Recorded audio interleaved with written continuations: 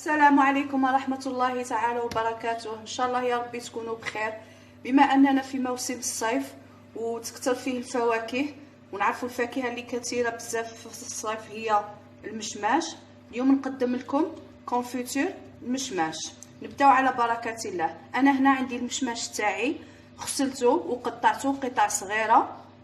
هنا نعبر بالكيلة. هنا أنا عندي الكيلة تاعي مشماش، نفرغها في إناء كبير. نعبر نفس هاد الكيلة اللي عبرت بها، نعبر نفسها سكر.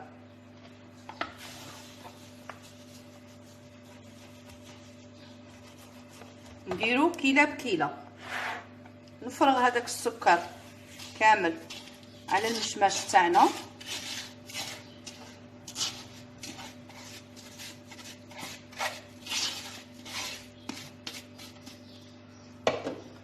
نحرك جيدا هذاك المشماش مع السكر.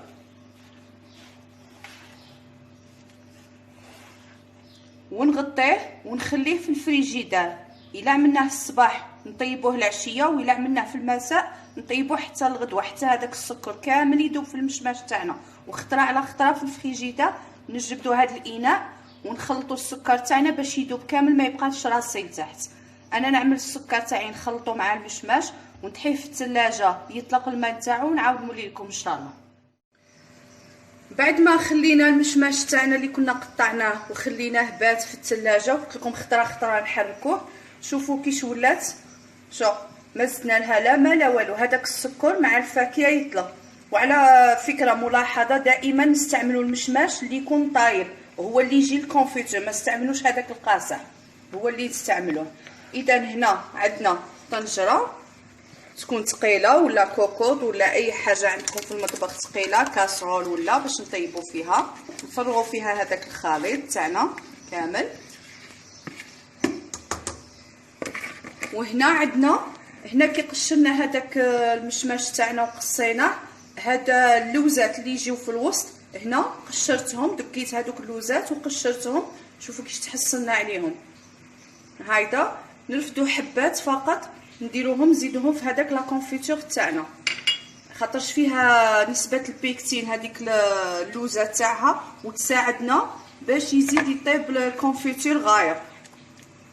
هذا الكونفيتور غادي نطيبوه بطريقه مختلفه على اللي كنا نطيبوها بكري ان شاء الله.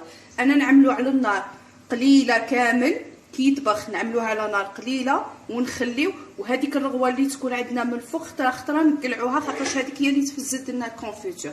نعملو على النار ونعاود نتلاقاو ان شاء الله. شوفوا هنا راني منقصه النار، الكونفيتور تاعنا راه يطيب. هنا عندي صح نقلعو هاد الرغوه اللي تعمل في الجانب، هذه خطره خطره نقلعوها، خاطرش هذه اللي تفزد لنا الكونفيتور تاعنا. ودائما راه على نار قليله ونخليو الكونفيتور تاعنا يطيب. بعد ما قلعنا كامل هذيك الرغوه اللي في الكونفيتور تاعنا، هنا في المرحله الاخيره صاي الكونفيتور تاعنا راه طاب. نرفدو ملعقه تاع الزبده ونضيفوها في الاخر. هذه هي اللمسه اللي نزيدوها في الاخر الكونفيتور تاعنا. نخليو هذيك الزبده غير تذوب ونطفيو على النار. بعد ما طاب الكونفيتور تاعي، شوفوا القاعه تاعه كيش ولا. وهذوك اللوزات تاع المشماش اللي كنت انا عملتهم نزعتهم كامل. فوالا هذا هو المشماش تاعنا. كاين اللي يحبوه هايدا فيه قطع تاع المشماش يخليوه هايدا. بالنسبه لي انا نميكسيه، انا نحبو ميكسي.